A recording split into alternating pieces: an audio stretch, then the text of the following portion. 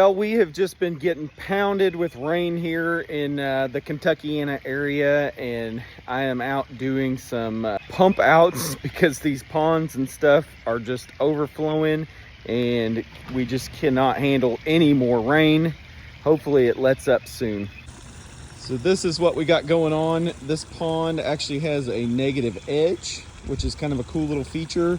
So there actually should be a waterfall right here, but with all the rain we've been having, the yards have flooded and the water just can't, it's actually clogged up the bottom because we got some winter clogging happening, and the water's not even getting back to the pump and everything is just overflowing itself. So I'm gonna try to get this thing cleaned up a little bit and get the water going back to where the pump is.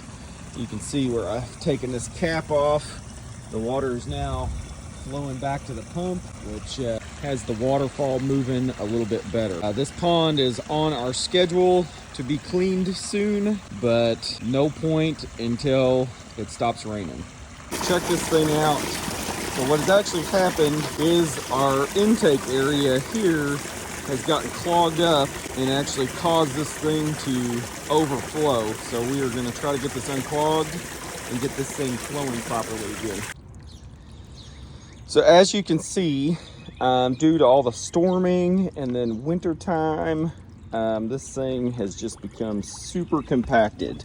Just super compacted with all kinds of debris in the gravel, and it is just thick. So I'm gonna try to get this cleaned out and functioning again. So here is what the issue was and why we were not getting any flow into this basin. So there was a product we used to use, this geotextile fabric that had claimed to not get clogged. And we used to put it over top of our AquaBlock system to try to avoid this issue.